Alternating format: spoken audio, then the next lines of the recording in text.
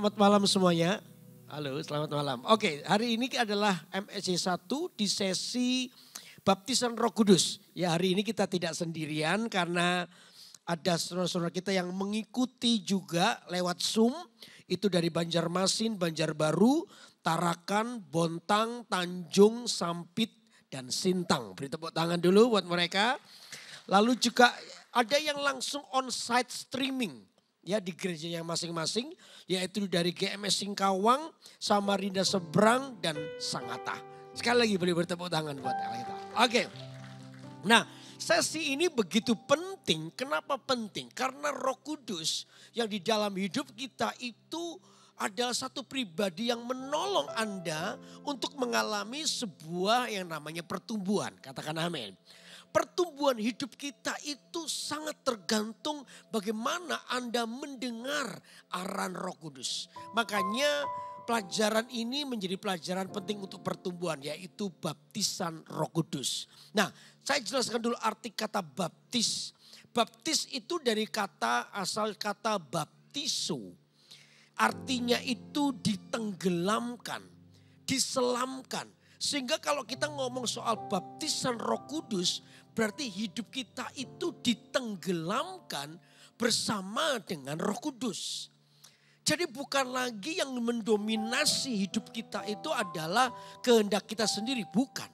Tapi kita mulai belajar mendengarkan apa yang Roh Kudus katakan buat hidup kita. Sehingga hidup Anda itu disebut kehidupan yang dipimpin oleh Roh.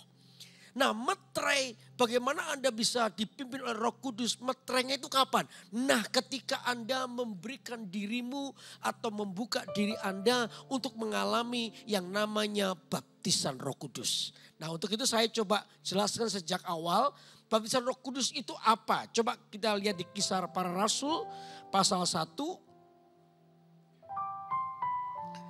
Kisah Para Rasul pasal 1 ayat 8. Saya akan pelan-pelan ya. Untuk menjelaskan. Kisah Para Rasul pasal 1 ayat 8. Yuk kita akan buka Alkitab kita. Oke, yang sudah ketemu katakan amin.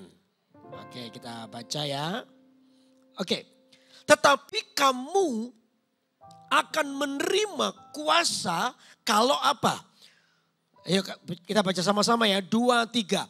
Tetapi kamu akan menerima kuasa kalau Roh Kudus turun ke atas kamu. Dan kamu akan menjadi saksiku di Yerusalem, di seluruh Yudea dan Samaria. Dan sampai ke ujung apa? Bumi. Saudara, ini adalah perkataan Yesus ketika dia mau naik ke surga. Ternyata Yesus itu bukan hanya menceritakan sesuatu, tapi ada sebuah janji. Janji yang akan sungguh-sungguh tergenapi. Apa itu? Bahwa nanti ada satu pribadi yang akan turun. Dan ketika itu memenuhi hati kita, maka hidup kita itu akan dipenuhi dengan yang namanya kuasa. Nah, kuasa untuk apa? Kuasa untuk menjadi saksi. Jadi nanti saya akan jelaskan kepada Anda tujuan baptisan Roh Kudus itu apa. Tapi sekarang saya coba jelaskan baptisan Roh Kudus itu bisa terjadi. Di mana Roh Kudus membaptis diri Anda. Nah, contoh di Alkitab itu terjadi ya di dalam Kisah Para Rasul pasal 2. Coba ini kisah yang terjadi ya baptisan Roh Kudus. Kisah Para Rasul pasal 2 ayat yang pertama sampai dengan yang keempat. Ya, baca. Ketika tiba hari Pentakosta, semua orang percaya berkumpul di satu tempat. Tiba-tiba dikatakan turunlah dari langit suatu bunyi seperti tiupan angin keras yang memenuhi seluruh rumah di mana mereka duduk. Dan tampaklah kepada mereka lidah-lidah api seperti nyala api yang bertebaran dan hinggap pada mereka masing-masing. Maka ayat 4 ya, penuhlah mereka dengan apa? Ulangi ya, 2, 3. Maka penuhlah mereka dengan apa? Roh Kudus. Lalu mereka mulai berkata-kata dalam bahasa-bahasa lain. Seperti yang diberikan oleh Roh itu kepada mereka untuk mengatakannya. Oh, jadi mereka waktu itu berkumpul Ya, Yesus kan bilang gini, nanti ya ketika dia naik ke surga nanti akan datang Roh Kudus. Jika Roh Kudus turun atas kamu, maka kamu akan penuh dengan kuasa untuk menjadi saksi. Nah, ketika Yesus mengatakannya itu sebenarnya Yesus sedang mempersiapkan sebuah janji buat mereka. Ya, ayat ini tergenapi waktu di Kisah Rasul pasal 8, 1 ayat 8 itu tergenapi 10 hari kemudian.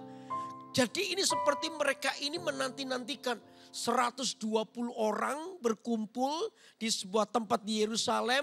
Lalu mereka itu duduk di situ. Mereka menanti-nantikan Roh Kudus. Sehingga ada waktu dikatakan tampaklah mereka lidah-lidah api, nyala api seperti yang bertebaran dan hinggap pada mereka masing-masing.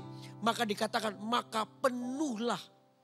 Jadi ini peristiwa baptisan Roh Kudus, maka penuhlah mereka dengan Roh Kudus. Lalu mereka mulai, nanti saya jelaskan, mereka mulai berkata-kata dalam bahasa-bahasa lain seperti yang diberikan oleh Roh itu kepada mereka untuk mengatakannya. Nah, peristiwa ini kemudian dikenal sebagai peristiwa baptisan Roh Kudus. Di mana 120 orang itu yang tinggal di sebuah rumah, mereka menanti-nantikan Tuhan, mereka merindukan Tuhan. Ya, mereka minta supaya Roh Kudus seperti janji Yesus ketika Yesus naik ke surga, bahwa ketika Roh itu memenuhi hati mereka, mereka akan diberikan kuasa untuk menjadi saksi. 120 orang itu berkumpul lalu tiba-tiba seperti dikatakan seperti lidah-lidah api bertebaran di atas mereka. Lalu penuhlah Roh Kudus di atas hidup mereka. Sehingga mereka mulai berbahasa lain. Ya, seperti yang dikatakan oleh Roh Kudus itu. Mereka mulai bahasa dengan mereka dipenuhi lalu mereka berbahasa lidah. Atau dikenal dengan berbahasa roh. Mereka mulai mengatakannya. Sehingga peristiwa itulah disebut baptisan Roh Kudus. Nah, ayat-ayat yang lain bisa kita lihat ya. Ayat pendukungnya ya. Matius 3 itu yang terjadi itu penggenapan di Matius 3 ayat 11. Gak apa-apa, ini kan belajar. Anda banyak baca Alkitab ya. Supaya Alkitabnya dibaca. Oh yeah. Matius pasal 3 ayat 11. Ayo coba lihat. Matius pasal 3 ayat 11.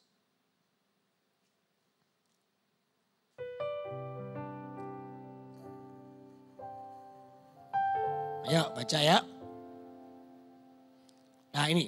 Aku membaptis kamu dengan air sebagai tanda apa?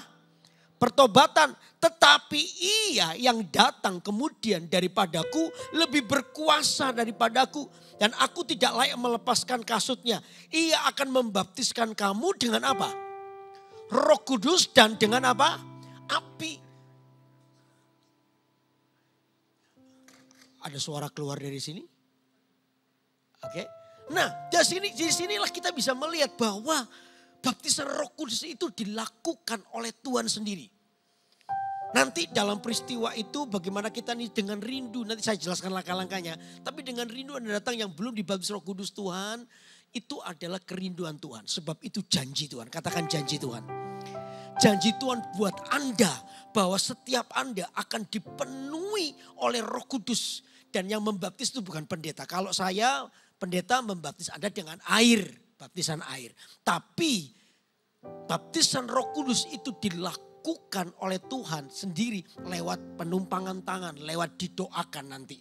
Jadi nanti kalau ada yang didoakan belum berhasil dan Anda mau dibaptis Roh Kudus didoakan, ya waktu didoakan Anda nggak terjadi apa-apa, jangan menyalahkan pendeta. Ya, tapi dengan iman hari ini bahwa Tuhan berkenan untuk membaptis Anda. Halo, amin. Halo, amin. Waktunya itu ditentukan oleh Tuhan. Tapi Anda bisa tahu ada satu peristiwa yang Alkitab menceritakan tentang baptisan Roh Kudus. Dan kita akan mengalaminya karena itu adalah janji Tuhan. Katakan janji Tuhan. 2, 3. Janji Tuhan untuk membaptis Anda dengan Roh Kudusnya. Amin. Nah, dari sini kita bisa lihat nih. Nah, terus. Tercatat juga dalam Markus pasal 1 ayat 8. Coba gak apa-apa ya, buka ya. Gak apa-apa, sedikit satu ini aja. Markus 1 ayat 8 coba. Markus 1 ayat 8.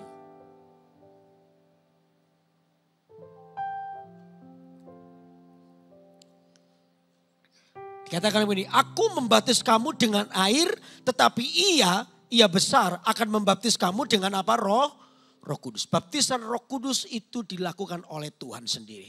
Bukan pendeta. Oke, terus. Nah, sekarang pertanyaannya yang kedua adalah apakah baptisan Roh Kudus itu? Nah, saudara, peristiwa baptisan itu pada waktu itu di Kisah Rasul pasal 1 ayat 8 tadi itu ternyata menggemparkan masyarakat sekitar. Dan mereka mengira 120 orang itu dalam keadaan mabuk. Karena pada waktu itu belum terkenal dan tidak tahu. Ya, tiba-tiba mereka berbahasa lain. Ya, nanti saya jelaskan tentang baptisan Roh Kudus itu ada kadang-kadang kita itu bisa bicara, maaf ya, misalnya nih, saya ini bukan orang Dayak. Tapi tiba-tiba dalam baptisan Roh Kudus itu saya bisa tiba-tiba ngomong bahasa Dayak. Itu yang namanya bahasa roh sonolalia. Sonolalia itu lebih ke arah karunia berbahasa roh. Karunia berbahasa roh. Namanya karunia itu selalu untuk orang lain. Katakan untuk orang lain. Untuk orang lain karunia itu apa saja? Karunia apa? Menyembuhkan, bernubuat, apalagi. Selalu untuk orang lain. Termasuk karunia berbahasa roh itu untuk orang lain. Jadi karunia berbahasa roh itu harus ada yang menerjemahkan. Ditulislah itu seperti sonolalia. Nah, kadang-kadang di tempat ini kita ini kayak tadi saya bilang, saya ini bukan orang Dayak, saya nggak ngerti bahasa Dayak. Tiba-tiba dalam sebuah baptisan Roh Kudus, saya itu bisa ngomong bahasa Dayak. Ya, memang ini jarang, tapi bisa terjadi begitu. Ternyata hanya untuk menyatakan sesuatu untuk orang Dayak, beberapa orang Dayak yang mengerti bahasa saya. Makanya dalam sebuah peristiwa itu ada orang-orang yang loh, kok ini orang ini kan bukan orang Galilea. Tapi kenapa dia bisa ngomong bahasa, dia ini kan orang Galilea, kenapa kok dia bisa ngomong bahasa Mesopotamia, bahasa Kreta. Coba peristiwa di mana, coba lihat ya. Di mana itu ya? Kemarin saya sudah lihat di Pak John di mana kemarin? Lupa ya. Di mana itu ya? Sebentar ya.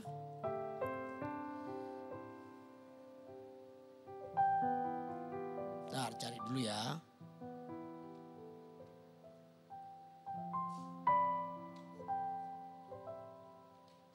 Ya, bentar. Sabar subur ya.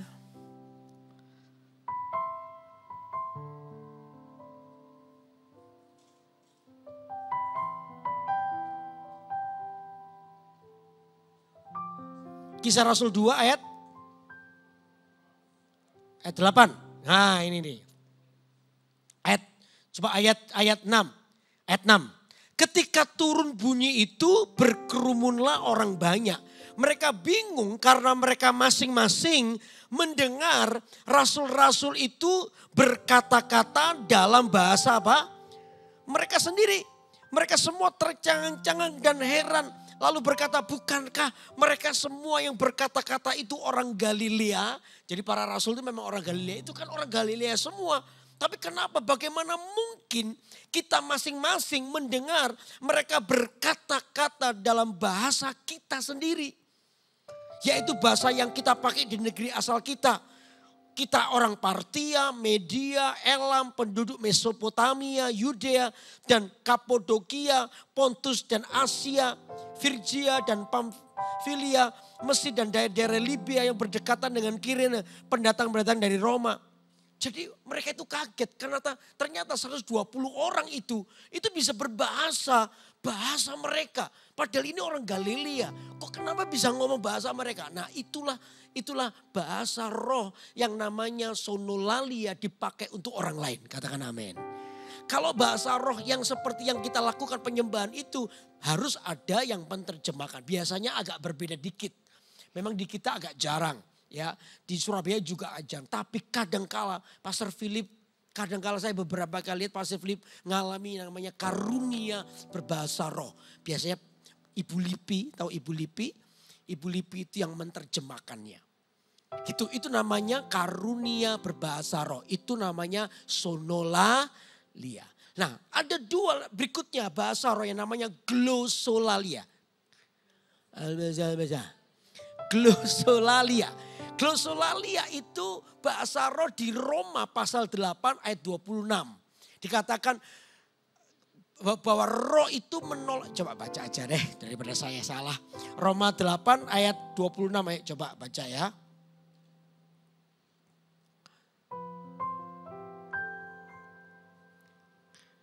Roma 8 ayat 26, demikian juga roh membantu kita dalam kelemahan kita. Dilihat ya, roh itu membantu kita dalam kelemahan kita. Sebab kita tidak tahu bagaimana sebenarnya harus berdoa. Tetapi roh sendiri berdoa untuk kita kepada Allah dengan keluhan-keluhan yang tidak terucap. Ya, yang ini yang disebut dengan glosolalia. Roh itu mulai menolong kita berdoa. Jadi baptisan roh yang glosolalia itu adalah bahasa roh yang menguatkan dirimu. Itu yang kita pakai dalam ibadah kita. Ya, karena gereja ini adalah gereja yang diajar, makanya itu kita pakai bersama-sama. Tidak ada yang merasa asing. Kenapa? Karena seperti ini kita sedang diajarkan bahwa bahasa roh tadi itu adalah tanda ketika orang itu dibaptis oleh Roh Kudus. Halo, amin. Ketika lidah-lidah api itu datang, mereka mulai berkata-kata. Berkata-kata seperti yang dikatakan oleh roh itu kepada mereka. Jadi mereka mulai berbahasa roh. Itu adalah tanda daripada baptisan Roh Kudus.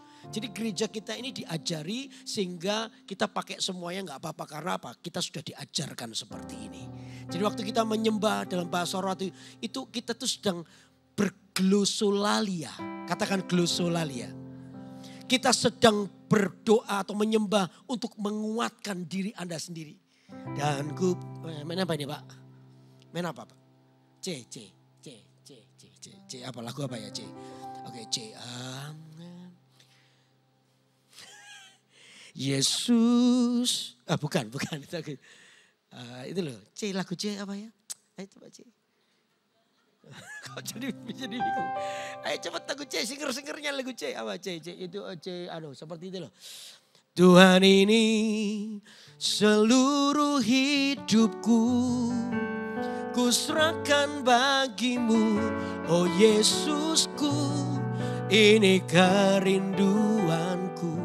Jadikanku, tiba-tiba waktu Anda selesai, lunan berkenan, pulihkan hatiku sepertimu, serupa denganmu, Yesus. Anda mulai menyembah dalam bahasa roh. Itu glosolalia, itu menguatkan diri Anda. Karena itu adalah bahasa roh untuk dirimu sendiri.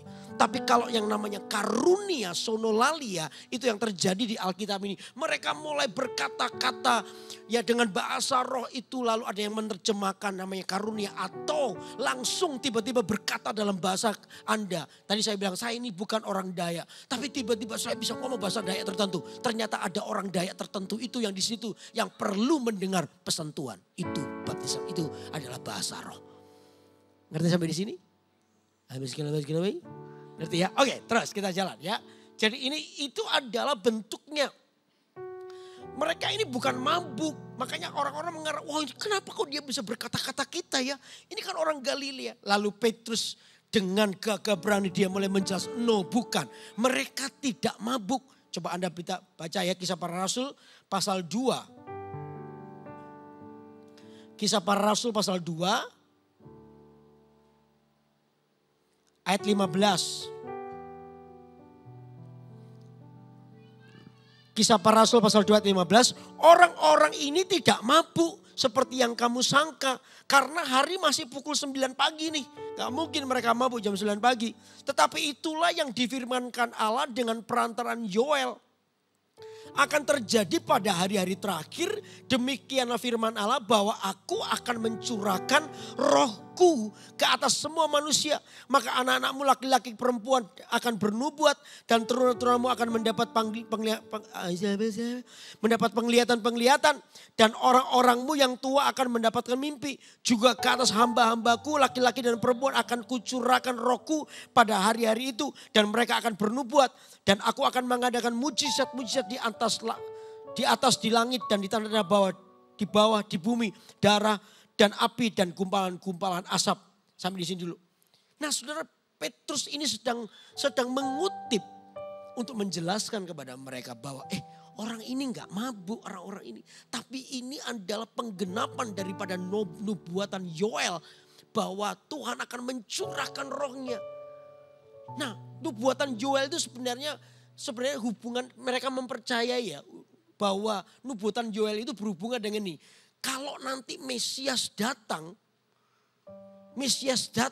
maka Tuhan itu akan mencurahkan rohnya.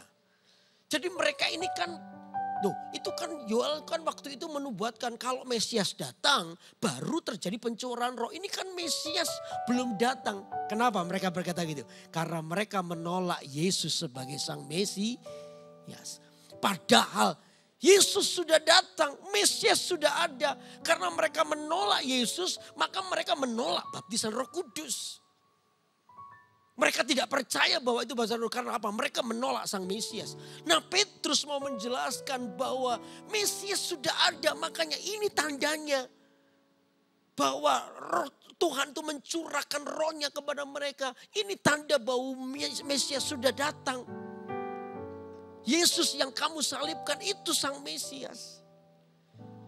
Jadi sebenarnya baptisan Roh Kudus itu adalah meneguhkan dalam dirimu bahwa Yesus itu sang Mesias atau sang juru selamat buat hidup Anda. Katakan amin. Ketika Anda dipenuhi oleh Roh Kudus, salah satu tujuannya adalah untuk meneguhkan dalam dirimu, untuk mengadakan sebuah peneguhan dalam dirimu bahwa Yesus itu jadi juru selamatmu. Katakan amin. Halo amin. Orang-orang Yahudi menolaknya karena apa? Mereka menolak Yesus. Makanya mereka menolak pencurahan Roh Kudus. Tapi Petrus berkata pada justru kamu salah. Kamu tuh sudah menolak Yesus. Yesus yang datang dalam hidupmu itu hari ini. Itu sang Mesias. Tandanya itu ini loh. Dicurahkan rohnya. Karena apa? Mesias sudah datang. Tapi kamu menolaknya. Makanya kamu gak percaya yang ini. Gak tahu pencurahan Roh Kudus. Karena itu perlu kalau Anda mau dibaptis oleh Roh Kudus. Salah satu syarat yang paling utama adalah tinggikan Yesus dalam hidupmu. Katakan amin. Anda harus menerima Yesus sang Mesias. Maka akan dicurahkan Roh Kudus sebab itulah peneguhan Mesias dalam hidup Anda. Amin. Halo amin. Sampai di sini mengerti? Oke terus ya. Terus.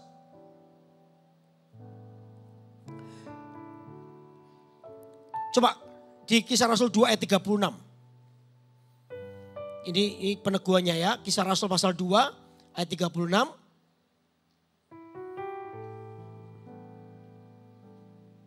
Nah ini penting. Jadi seluruh kaum Israel harus tahu. Coba garis bawahi harus tahu. Di highlight ya. Harus tahu dengan pasti bahwa Allah telah membuat Yesus yang kamu salibkan itu menjadi apa? Tuhan dan Kristus. Ini ayatnya. Petrus itu mau bilang bahwa Tuhan terjadi sebuah pencurahan Roh Kudus ini sebenarnya sebuah tanda peneguhan bahwa Yesus telah diangkat menjadi Tuhan dan Mesias atau Kristus di dalam hidup kita. Makanya baptisan Roh Kudus itu tidak datang dengan tiba-tiba. Gak ada orang, aku tidak percaya Yesus. Tiba-tiba orang itu berkata, aku sudah dibaptis Roh Kudus. No. Baptisan Roh Kudus terjadi ketika Yesus ditinggikan dalam hidup Anda. Katakan amin. Ketika Anda meninggikan Yesus, maka Roh Kudus itu akan turun. Pencurahan itu akan terjadi. Seperti nubuatan Nabi Yoel pada waktu itu. Nah sekarang kesimpulannya adalah satu. Ya, baptisan Roh Kudus adalah pernyataan ilahi yang meneguhkan Yesus adalah Tuhan dan Mesias. Ada di sini ya? Ini. Ya, betul. Oke, kita baca sama-sama ya. Satu, baptisan Roh Kudus adalah pernyataan ilahi yang meneguhkan Yesus adalah Tuhan dan Mesias. Lalu yang kedua, untuk memperlengkapi setiap orang percaya untuk menjadi saksinya. Karena itu dikatakan tadi diberi kuasa untuk menjadi apa? Saksi. Kekuatan Roh Kudus yang ada di dalam dirimu salah satu fungsinya adalah memampukan Anda untuk menjadi saksinya Tuhan. Karena itu di kesimpulannya. Ini yang harus terus Anda sadari. Ketika Anda ingin dibaptis Roh Kudus, Yesus harus ditinggikan dalam hidupmu. Yesus harus menjadi yang terutama. Dan itu adalah peneguhan bahwa Yesus Kristus adalah Mesias dan Tuhan dalam hidup kita. Lalu yang kedua, Anda akan diberi kuasa untuk menjadi saksinya Tuhan. Katakan amin. Lalu amin. Oke, terus ya, sampai di sini ngerti ya? Saya ngomong pelan-pelan ya, saya nggak kecepatan kan? Nggak ya? Memang waktu dulu saya lahir keburu-buru, jadi agak cepat-cepat kadang-kadang. Oke, sekarang pelan ya. Oke, nah sekarang pertanyaan ke B, mengapa kita perlu dibaptiskan dengan Roh Kudus? Mengapa kita ini perlu dibaptiskan dengan Roh Kudus? Ya, coba Lukas pasal 24.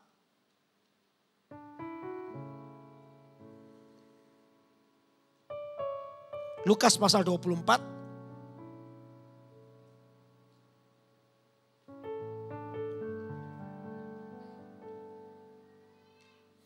Lukas pasal 24.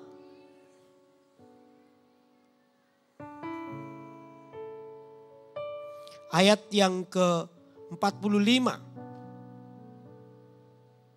Oke, saya bacakan ya. Lalu ia membuka pikiran mereka sehingga mereka mengerti kitab suci. Katanya kepada mereka, ada tertulis demikian.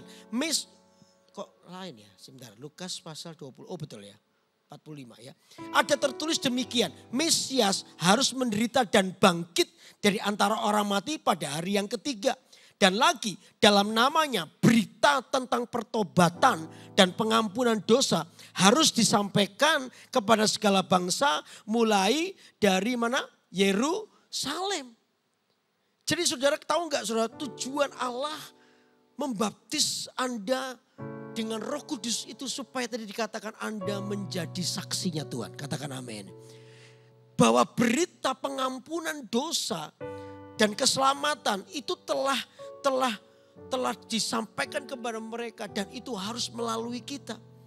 Makanya itu ada tertulis demikian, Mesias harus menderita dan bangkit dari antara orang mati pada hari yang ketiga, dan lagi dalam namanya berita tentang pertobatan dan pengampunan dosa harus disampaikan kepada segala bangsa mulai dari Yerusalem. Mulai dari Yerusalem. Tahu nggak yang dimaksud dengan Yerusalem itu apa? Tempat di mana ketika mereka mengalami baptisan Roh Kudus, betul nggak? 120 orang itu dimulai dari tempat itulah, maka berita pengampunan dan pertobatan itu mulai mengalir ke seluruh dunia bahkan. Dimulai dari mana? Yerusalem. Jadi saya waktu itu bisa bayangkan ketika 120 orang itu mereka mulai berbahasa roh. Sejak awal itu mulai terjadi di mana mereka ngomong bahasa Mesopotamia, bahasa Libya, bahasa apa. Di sana ada orang-orang Libya yang heran, loh kenapa mereka kok bisa ngomong sama kita, yang diomongkan itu adalah berita Injil. Sehingga orang-orang Libya, orang-orang Mesopotamia mendengar, iya ya ada Tuhan pakai bahasa mereka. Jadi mereka ngerti dimulai dari Yerusalem itulah, di atas loteng itulah 120 orang itu memberitakan tentang pertobatan dan pengampunan. Jadi ingat ya, Anda dipenuhi oleh Roh Kudus supaya Anda menjadi saksinya Tuhan. Gak ada yang amin. Anda ngerti omongan saya? Hah? Dari tadi saya ngomong pelan-pelan, Anda ngerti kan? Supaya Anda menjadi saksi. Roh Kudus itu turun atas hidup Anda, diberikan kuasa. Untuk apa? Menjadi saksi. Jadi ketika Anda nanti dibaptis oleh Roh Kudus, saya percaya Tuhan akan berikan minimal keberanian dalam hidup Anda untuk menjadi saksinya Tuhan. Siapa yang mau jadi saksinya Tuhan? Yang gak mau gak usah angkat tangan, yang mau aja. 1, 2, 3. Nah, oke, tuh. Jangan gini, coba agak lama. Supaya dicatat oleh malaikat ya. 2, 3. Ntar 2 detik, 3 detik, 4 detik. Oke, thank you. Malaikat dengan cepat catat sudah. Oke. Untuk menjadi saksinya. Karena itu mereka dijanjikan baptisan dalam Roh Kudus Tuhan. Itu makanya dibilang ini janji.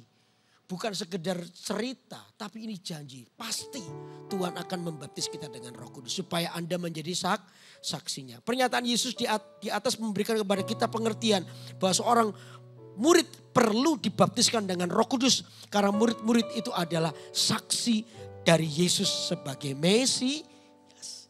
Jadi kalau Anda adalah murid, saya mau bilang pada Anda perlu dibaptis oleh Roh Kudus. Karena itulah yang akan membawamu menjadi saksinya Kristus. Katakan amin. Diberikan keberanian untuk menjadi saksi Kristus. Makanya dimulai dari Yerusalem. Bukan kotanya tapi lebih tepatnya di loteng itu loh. 120 orang tadi yang mengalami baptisan Roh Kudus. Dari situ berita pertobatan, penginjilan mulai terjadi di seluruh dunia. Karena itu saya bilang semua murid perlu dibaptis Roh Kudus. Amin. Oke, terus ya. Tugas sebagai saksi Yesus adalah memberitakan tentang pertobatan dan pengampunan dalam nama Yesus. Ini dijelaskan tentang berita Injil itu apa sih? Yesus telah mati di atas kayu salib. Pertama. Yang kedua, dia mati. Kalau jadi lupa saya. Ayo kita baca dulu ayat 46 sampai 47. Ini loh, ini berita Injil itu ini. Katanya kepada ada tertulis demikian, Mesias harus menderita dan bangkit dari antara orang mati pada hari yang ketiga. Dan lagi dalam namanya berita tentang pertobatan dan pengampunan dosa harus disampaikan kepada segala bangsa dari Yerusalem. Beritanya adalah Yesus mati, ya Yesus dikuburkan dan pada hari ketiga bangkit. Itu inti daripada Injil. Ya, sampaikan itu. Dan berita pertobatan, berita tentang pengampunan dosa harus terjadi dalam hidup kita.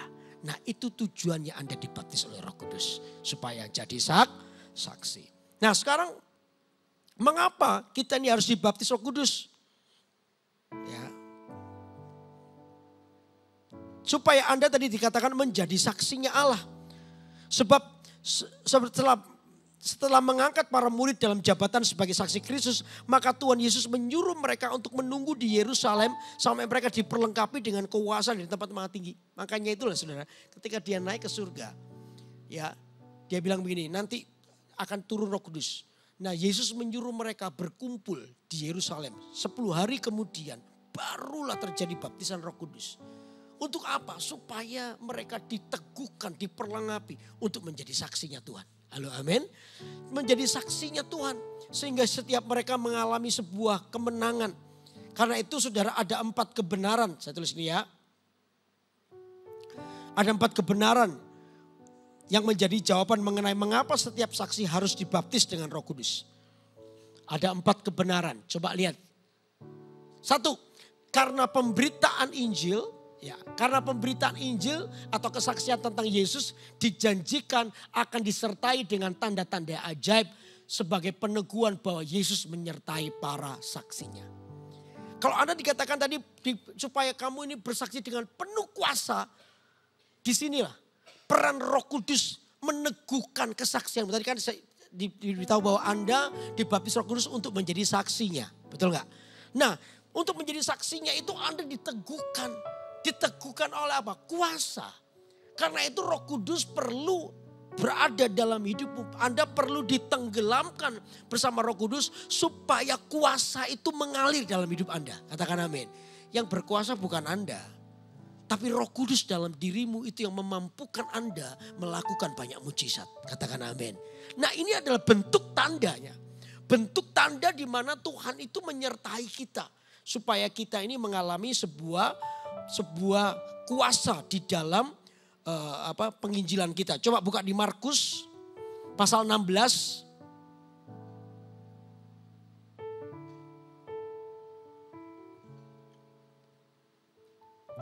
Ayat 15.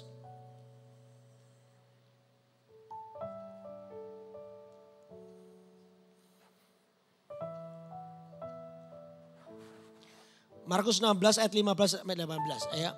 Lalu ia berkata pada mereka, pergilah ke seluruh dunia. Beritakanlah Injil kepada segala makhluk. Siapa yang percaya dan dibaptis akan diselamatkan. Tetapi siapa yang tidak percaya akan dihukum. Tanda-tanda ini akan menyertai orang-orang yang percaya. Mereka akan mengusir setan-setan demi namaku. Mereka akan berbicara dalam bahasa-bahasa yang baru bagi mereka. Ini bahasa roh yang namanya karunia berbahasa roh. Mereka akan memegang ular dan sekalipun mereka minum racun maut, mereka tidak akan mendapat celaka. Mereka akan meletakkan tangannya atas orang sakit dan orang itu akan apa? Sembuh. Saudara pikir ini adalah pekerjaan Anda sendiri? No. Ini adalah pekerjaan Roh Kudus yang telah diberikan kepada Anda. Hidupmu itu telah ditenggelamkan, dibaptiso bersama dengan Roh Kudus. Disitulah Anda akan ditaruh sebagai saksi Tuhan. Dan ketika Anda bersaksi, Tuhan akan teguhkan dengan kuasanya. Halo amin. Halo amin. Nah, contoh di Alkitab ya. Gak apa-apa ya Bu, banyak baca Alkitab ya. Di Kisah Para Rasul pasal 5.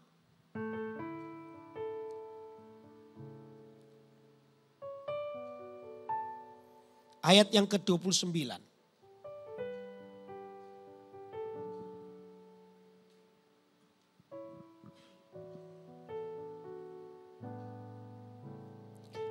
Tetapi Petrus dan rasul-rasul itu menjawabnya. Katanya, kita harus lebih taat kepada Allah daripada kepada manusia. Allah nenek moyang kita telah membangkitkan Yesus yang kamu gantungkan pada kayu salib dan kamu bunuh. Dialah yang telah ditinggikan oleh Allah sendiri dengan tangan kanannya menjadi pemimpin dan juru selamat. Supaya Israel dapat bertobat dan menerima pengampunan dosa. Dan kami adalah saksi dari segala sesuatu itu. Kami dan Roh Kudus yang dikaruniakan Allah kepada semua orang yang mentaati Dia. Mendengar perkataan itu sangatlah tertusuk hati mereka. Oh, sampai di sini dulu ya. Dikatakan dan kami adalah saksi dari segala sesuatu itu. Kami dari Roh Kudus yang dikaruniakan Allah kepada semua orang yang mentaati Dia. Dikatakan pemberitaan Injil itu dilakukan oleh orang yang pernah mengalami sendiri dengan Tuhan. Petrus pada waktu itu mengalami yang namanya baptisan Roh Kudus. Kesaksiannya itu menjadi otentik karena apa? Orang ini mengalaminya. Katakan amin. Anda juga begitu. Bagaimana Anda mengalami kuasa Tuhan dalam hidupmu. Anda mengalami sebuah perubahan hidup. Itu adalah bukti kesaksian otentik di mana Anda adalah orang yang telah dipenuhi oleh Roh Kudus. Katakan amin. Halo amin. Ini yang membedakan. Oke. Terus yang kedua, coba apa yang kedua? Yang pertama karena berita Injil itu janjikan disertai dengan tanda-tanda ajaib. Yang kedua, seorang dapat disebut saksi kalau dia sendiri, nah ini yang tadi saya sebutkan, mengalami peristiwa yang disaksikannya. Dengan demikian kesaksian orang itu otentik. Ya, memperoleh peneguhan bahwa Yesus adalah Mesias. Jadi yang kedua adalah, kebenarannya adalah seorang itu mendapat saksi karena dia sendiri telah berada atau mengalami peristiwa yang disaksikannya. Dengan demikian kesaksian itu menjadi otentik. Saya percaya bahwa apa yang Tuhan lakukan dalam hidup saya secara pribadi. Ya, saya mengalami bersama dengan Tuhan. Banyak hal dalam hidup saya. Yang lalu saya cerita soal mata saya. Saya mengalami peristiwa dengan Tuhan. Dan saya tahu ini adalah bukti otentik di mana Tuhan menyertai hidup saya. Halo amin. Halo amin. Berkali-kali dalam berita Injil harus mengalami banyak hal. Ya, harus ketemu dengan dulu di Manado dengan kumtua dan lain sebagainya. Pada satu peristiwa itu saya pernah cerita itu. Saya ini pernah dipanggil oleh kumtua karena sekretariat kita itu disegel. Kita dituduh gereja sesat lah macam-macam. Sebagai manusia saya takut saudara. Karena saya dipanggil ketemu dengan orang yang lagi marah pada waktu itu. Wah sampai bingung saya. Gimana? Sampai muncullah sementara persiapan mau datang ke kota itu. Saya doa muncullah lagu ini loh. Ku sembah Engkau Allah yang perkasa. Tahu lagu ini? Tahu nggak lagu ini? Ya, itu ciptaan gembalamu saudara. Muncul lagu itu di tengah-tengah saya ketakutan tuh muncul lagu itu. Sembah Engkau Allah. Waduh Tuhan tolong saya. Udah akhirnya saya berangkat ke kota itu. Waktu saya masuk di kota itu berkumpul orang di kelurahan pada desa gitu. Wih mereka teriak sesat ini. Wah saya diteriakin sesat ini. Wah saya diteriakin macam-macam. Secara manusia saya takut. Saya coba bilang Tuhan beri aku keberanian untuk berkata-kata. Aku nggak ngerti. Aku mesti ngomong apa, tapi aku percaya firman Allah itu akan memberikan hikmat kepadaku untuk berkata-kata pada mereka. Jadi saya duduk di situ, wah semua orang menudingkan saya dengan Pastor Thomas, beberapa orang juga, wah lagi menudingkan semua dengan kayak mereka mau murka, mau marah gitu loh. Tapi karena ada polisi dan pejabat, jadi mereka mungkin bisa tahan diri. Teriakin sesat-sesat semua. Oke, setelah itu Pak Lurahnya, oke semuanya diam. Sekarang kita kasih kesempatan Pak Yudi untuk klarifikasi. Saya nggak tahu mesti ngomong apa. Tiba-tiba itu Tuhan kayak berikan hikmat buat saya untuk belajar rendah hati. Saya bilang begini, Pak, Bapak, Ibu, saya ini umur saya waktu itu masih 30-an ya. Saya masih 30 tahun sekian. Saya memang dipercaya sebagai gembala. Kalau sebagai gembala berarti saya ini gembala muda. Dan saya ini kurang pengalaman. Saya tidak bermaksud menjadi gereja yang sesat atau saya sesat saya. Kalau mungkin Bapak kira saya ini sesat, itu mungkin berangkat dari kemudaan dan ketidaktahuan saya. Karena itu saya minta tolong Bapak Ibu yang tadi ngomong saya sesat, tolong saya diajari. Saya sesatnya di mana? Kalau saya tahu bahwa itu sesat, saya akan berubah. Saya tidak bermaksud menyesatkan Anda atau jemaat Tuhan. Mungkin karena saya tidak mengerti, karena itu saya perlu diajari mana yang sesat. Kira-kira yang sesat itu yang mana? Minta tolong ya, thank you. Langsung lurahnya. Ayo siapa yang bilang tadi Pak Yudi sesat? Sesatnya di mana? Ayo ngomong. Semua tiba-tiba diam. Mereka tidak bisa menjelaskan saya sesatnya di mana. Tiba-tiba diam, tiba-tiba ada satu orang muncul. Saya apa? Saya bilang, Pak, harusnya Bapak kan pendeta, Bapak harus tahu. Menghormati Tuhan itu penting. Oh iya Pak, iya Pak. Yang kami lihat itu adalah Bapak tidak menghormati Tuhan. Gak menghormati Tuhan. Maksudnya, masa ibadah itu di tikar. Ibadah itu harus di kursi. Bapak gak menghormati masa ibadah di tikar begitu. Kan harusnya ada kursi. Saya itu mau ketawa, tapi takut menyakiti hatinya. Saya gak ketawa itu ya. Gak tahu mesti ngomong apa. Ini Kristen sejak kapan ini? Jadi saya tuh ditangkapnya itu bukan saya sih. Sebenarnya waktu itu lagi training doa. Training doa. Ibu Kiolan itu lagi men-training doa. Nah, pendoa itu kan lebih senang duduk di tikar kan. Berdoa gitu kan daripada di kursi. Kursinya kita pinggirkan, itu kita melingkar di kursi. Itu disebut sesat. Saya tuh mau ketawa, takut dia tersinggung. Tapi gak ketawa ya lucu gitu kan. Jadi saya empet-empet gitu. Ya gak bisa tahan lurahnya. Lurahnya gini, wah gitu. Saya sampai tak pegang lurahnya. Jangan banter-banter. Dia ketawa. Ayo siapa lagi? Gak ada yang ngomong. Takut semua, diem semua. Memang gak ada. Lurahnya yang gantian marah. Pak Yudi tidak sesat. Pak Yudi kalau cuma dikira saya itu mau menjelaskan ke lurah. Kamu Pak tahu gak? Pada zamannya sampai itu zamannya tab bait suci, itu ada satu benda yang tidak pernah ada di bait suci. Tahu apa? Kursi. Kalau kita mau kiblatnya ke Musa sana, dulu itu nggak ada kursi. Hari ini cuma gereja modern aja kita pakai kursi supaya nggak capek, ya. Tapi pada waktu itu nggak ada kursi. Jadi gitu ya. Lalu semua pada pulang semua. Kok gitu semua pada pulang semua. Saya dalam hati, walah cuman gini tok ternyata. Apa yang saya takutkan tidak pernah terjadi. Tuhan pimpin hidup saya. Halo amin. Itu adalah saksi di mana Tuhan tuh menyertai kita. Jangan takut memberitakan Injil. Sekalipun kita tetap harus berhikmat. Tetapi hikmat itu tidak boleh membuat kita takut. Halo amin. Ada waktunya memang. Tapi hikmat tidak boleh Anda membatalkan untuk memberitakan Injil. Bisa diatur. Tapi berita Injil harus tetap disampaikan. Katakan amin. Kita tepuk tangan buat Allah yang besar. Oke, terus. Ayat yang 3. Dibaptis Roh Kudus itu menjadi jaminan rohani untuk sampai pada penggenapan daripada seluruh janji Allah dalam keselamatan. Ya, Efesus pasal 1 ayat 13-14 kita baca.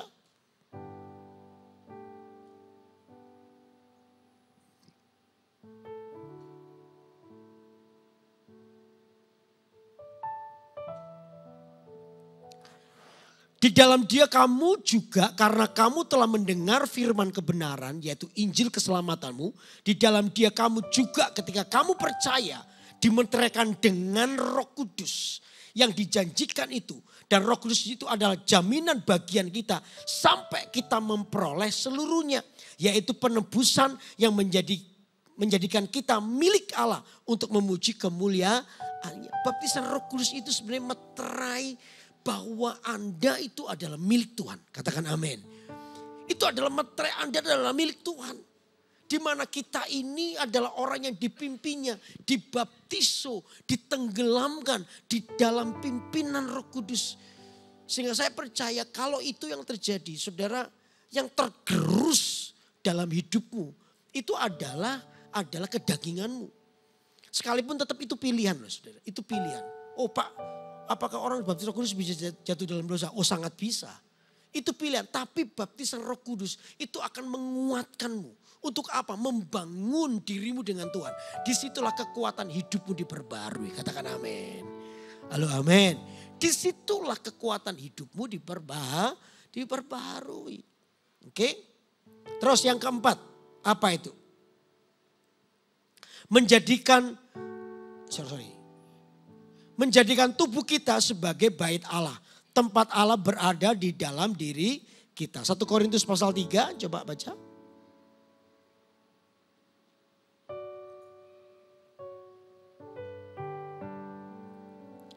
Ayat yang ke-13, 1 Korintus pasal 3, ayat ke-16 dan 17. Tidak tahukah kamu bahwa kamu adalah bait Allah dan bahwa roh Allah diam di dalam kamu? Jadi jelas jika ada seorang yang membinasakan bait Allah maka Allah akan membinasakan dia. Sebab bait Allah adalah kudus dan bait Allah itu ialah kamu. Roh Kudus ketika penuhi hidup kita, Dia ada dalam hidup kita. Menjadikan hidupmu ini adalah bait Allah. Katakan amin.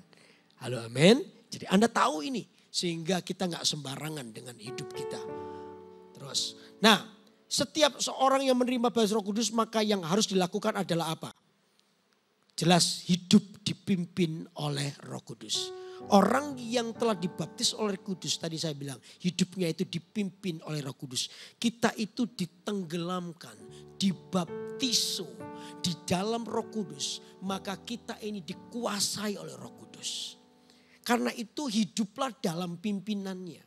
Roh Kudus itu akan menjadi satu pribadi yang sangat berpengaruh untuk semua keputusan hidup Anda. Keputusan hidup kita itu selalu dipengaruhi oleh Roh Kudus. Kalau Anda melakukan A, selalu dalam pikiranmu ada begini, kira-kira Roh Kudus disukakan apa enggak ya? Kalau saya B, kira-kira Roh Kudus disenangkan atau tidak ya? Kalau saya C, kira-kira ini berkenan kepada Roh Kudus apa? Roh Kudus itu menjadi pertimbangan terbesar untuk semua keputusan hidup Anda. Itu namanya Anda berjalan belajar dipimpin oleh Roh Kudus. Katakan amin. Dipimpin oleh Roh Kudus sehingga kehidupan kita itu dengan demikian lambat laun Anda mulai mengalahkan yang namanya kedaginganmu. Kedagingan yang terus berusaha untuk mengalahkan keinginan Roh Kudus dalam hidupmu. Itu lambat laun diputuskan untuk dikalahkan. Sehingga kita ini, saya percaya sih belum sempurna, tapi kita sedang menuju kepada kesempurnaan. Katakan amin. Halo amin. Itu yang memampukan kita untuk hidup dipimpin oleh Roh Kudus. Ya. Penting untuk diketahui bahwa setiap orang yang sudah dibaptis dengan Roh Kudus harus hidup dipimpin oleh Roh Kudus dan tidak dipimpin oleh kedagingannya. Coba Roma 8 ayat 9 sampai 11. Roma 8.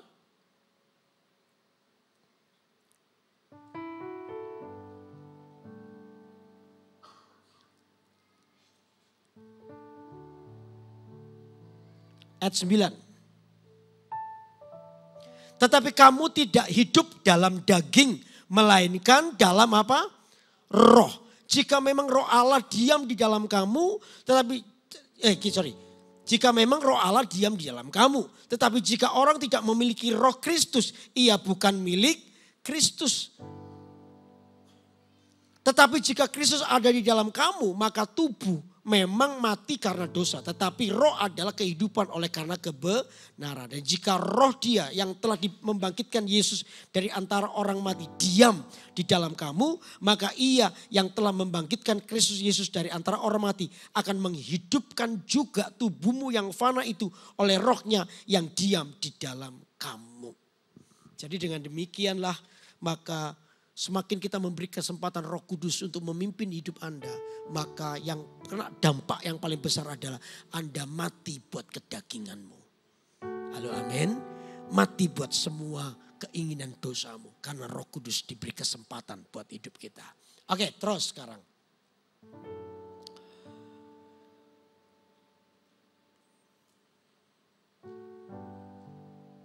Tanda seorang menerima baptisan Roh Kudus itu apa? Tanda daripada orang yang menerima baptisan Roh Kudus, tandanya adalah, jelas tadi saya bilang, tanda baptisan Roh Kudus adalah bahasa roh. Tadi saya jelaskan bahasa roh itu ada dua, yang namanya sonolalia dan glosolalia. Halo? Amin ya, ngerti ya tadi ya? Itu tanda orang dibaptis Roh Kudus. Sonolalia itu namanya karunia berbahasa roh. Itu harus ada yang menerjemahkan, atau juga tadi saya bilang ada sebuah peristiwa di mana kita bisa pakai bahasa orang lain yang mungkin kita tidak bisa bahasanya, tapi tiba-tiba Roh Kudus pimpin kita. Untuk mungkin ada orang-orang daerah itu yang perlu mendengar berita Injil. Nah, yang kedua adalah glosolalia. Glosolalia itu menguatkan dirimu. Roh itu menolongmu untuk menyampaikan keluhan-keluhan yang tidak terucapkan. Itu menguatkan diri Anda. Itu yang kita pakai di dalam ibadah kita. Oke? Oke, terus. Nah, bagaimana sekarang supaya kita dapat dibaptis oleh Roh Kudus? Saya percaya dari sini kita bisa melihat bahwa Roh Kudus itu adalah janji Tuhan. Katakan janji. Karena namanya janji, apalagi Tuhan. Tuhan itu bukan manusia. Manusia bisa berbohong. Manusia bisa mengingkari janji. Tapi kalau Tuhan itu pasti memberikannya. Ya, Tuhan itu pasti memberikannya. Janjinya itu ya dan amin. Amin. Karena itu dari pihaknya Tuhan Anda jangan khawatir. Karena apa? Tuhan pasti berikan janjinya. Saya sering kali khotbah beberapa minggu ini. Kalau Anda mau mengalami kemenangan dari Tuhan, saudara jangan ragukan Tuhan. Ya, jangan berdoa begini, Tuhan tambahkan kasih-Mu padaku. Salah doanya. Karena apa? Tuhan sejak dia mati di atas kayu salib, ketika dia berkata sudah selesai, Tuhan telah memberikan segalanya buat hidup Anda. Masalahnya bukan di Tuhan, tapi masalahnya justru di kita. Bagaimana kita memberikan kesempatan kasih itu untuk menjamah hati kita dan mengubah hidup kita. Itu penting. Karena itu saudara, makanya dibilang di sini, kalau Roh Kudus itu dijanjikan dari pihaknya Tuhan, katakan pasti diberikan. Nah, sekarang bagaimana kerinduan Anda? Bagaimana kita ini yang mau dibaptis Roh Kudus? Karena itu ada beberapa hal yang perlu kita pikirkan. Yang pertama adalah percaya bahwa Roh Kudus adalah janji Tuhan bagi setiap orang percaya. Pertama adalah percaya bahwa Roh Kudus dijanjikan bagi kita. Jadi hukumnya pasti. Halo, amin. Ayo bilang gini, Roh Kudus pasti dicurahkan buat saya. 2, 3. Pasti dicurahkan buat saya. Lalu yang kedua, apa itu? Yang kedua adalah haus. Setiap orang harus haus. Hausnya itu kayak begini loh saudara. Haus itu kayak begini. Anda harus lari 25 kilo. Lari 25 kilo gitu sampai rumah. Apa yang Anda cari dulu? Halo? Anda 25 kilo lari ya. Begitu sampai rumah Anda cari pisang goreng. Tambah keseretan betul. Enggak. Yang Anda cari adalah air. Hausnya itu kayak gitu loh. Udah kayak kering kayak kalau ketemu air itu mau diminum aja. Udah makanan mungkin gak terlalu menarik. Yang menarik kita adalah airnya itu. Hausnya itu kayak itu. Jadi nanti kalau Anda datang kepada Tuhan, Tuhan baptis aku dengan Roh Kudus. Itu pertama percaya bahwa itu adalah janji Tuhan buat aku. Percaya aku akan. Lalu yang kedua itu adalah datang dengan kehausan. Datang dengan kelaparan kepada Tuhan. Tuhan ini janjimu, aku merindukannya. datang dengan kehausan. Amin. Lalu yang ketiga itu adalah meminta dengan iman. Yang ketiga dengan iman tadi. Kata percaya itu berarti dengan iman. Amin, aku percaya Tuhan. Dengan iman. Nah iman itu bukan sekedar gini. Iman itu bukan sekedar pernyataan. Tapi iman itu butuh tindakan. Katakan tindakan. Iman itu butuh tindakan. Iman itu bukan, oh aku percaya mujizat terjadi. Tapi hidupnya ya masih kedukun lah, cari keselamatan yang lain lah. Itu namanya pernyataan imanmu tidak sejajar dengan tindakan imanmu. Enggak boleh. Iman yang dinyatakan itu harus sejajar dengan tindakan iman. Nah tindakan imanmu itu apa? Waktu Anda nanti didoakan, Anda jangan diam. Tindakan imanmu itu adalah Anda mulai memuji Tuhan. Anda mulai memuji, jangan diam. Tapi Anda mulai memuji Tuhan. Pakai bahasa Indonesia ya nggak apa-apa dulu. Tuhan aku memujimu, aku menyembahmu. Thank you Tuhan. Anda mulai menyembah. Dan tiba-tiba, detik nanti lihat. Tiba-tiba Anda akan diberi bahasa yang lain. Nah disitulah terjadi baptisan Roh Kudus. Ingat ya, baptisan Roh Kudus bukan pendeta atau pendoa yang memberikannya. Baptisan Roh Kudus itu datang dari Tuhan. Tidak ada pengajaran. Bahasa roh itu kayak begini. Ikuti saya. Enggak ada. Itu sesat. Bukan hanya sesat. Itu sirsat. Lebih daripada sesat. Ya, jangan. Ya, kita doakan lalu Anda yang didoakan itu beriman, percaya dan bertindak dengan iman. Jangan diam. Tapi Anda mulai muji Tuhan. Engkau besar Tuhan. Haleluya. Engkau besar Tuhan. Thank you. Terima kasih. Tiba-tiba nanti waktu Anda dengan hausmu tiba-tiba Roh Kudus datang dan membaptis kau. Tiba-tiba keluar bahasa asing. Jangan kaget. Loh, apa ini? Jangan kaget ya. Dan juga jangan terintimidasi ya. Oh, aku tiru-tiru ini. Aku tiru-tiru ini. Meniru-niru. Enggak. Jangan terintimidasi. Biasa aja. Saya percaya Roh Kudus itu janji buat Anda dan saya. Tanda baptis Roh Kudus saya bilang mereka berbahasa yang lain. Katakan amin. Halo amin. Bahasa lidah itu diberikan kepada kita. Karena itu ayo. Pertama, Roh Kudus itu janji Tuhan. Yang kedua, datang dengan kehausan. Yang ketiga, berimanlah. Yang keempat, bertindaklah di dalam iman itu. Supaya Anda mengalami baptisan Roh Kudus. Supaya untuk apa baptisan Roh Kudus? Supaya Anda bisa menjadi saksinya Tuhan. Dan kesaksianmu itu disertai dengan tanda-tanda ajaib. Dan kuasa Tuhan nyata buat hidup Anda. Halo amin. Beri tepuk tangan buat Allah yang besar. Mari kita bangkit berdiri sama-sama.